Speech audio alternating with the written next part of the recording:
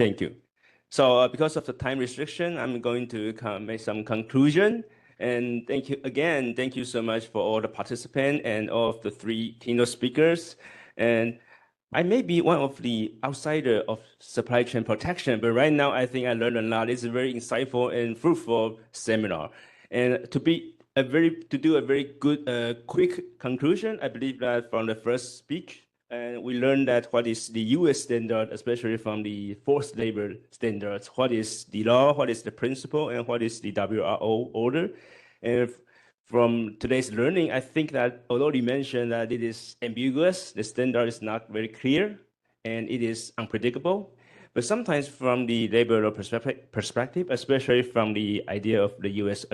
affirmative defense, it seems like sometimes if the enforcement agency is using an unpredictable standards, it means that you better be better than the law, because you have to do more to get the judge to decide that, okay, you're off the hook.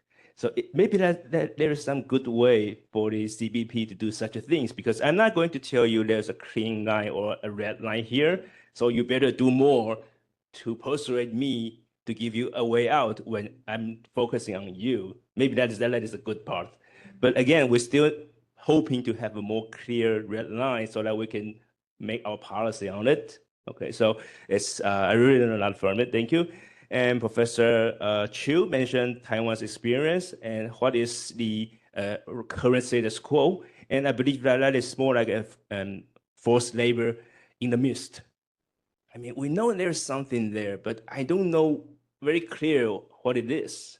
So we know that maybe that is forced labor, maybe not. But what's the standards? What is the interpretation of the standards? That may be our challenge right now, and we are trying to figure out a better way.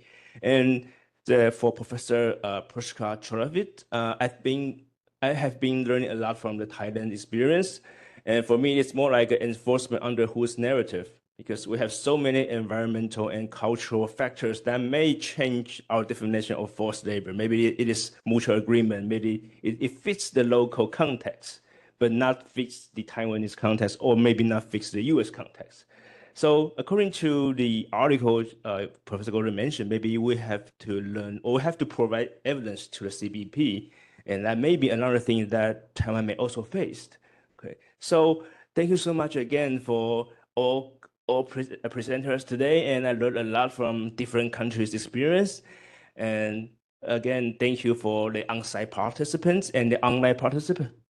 And thank you again, and thank you National Yangming Jiaotong University Law School and my own law school that we have the chance to have such a fruitful seminar. Okay, thank you so much.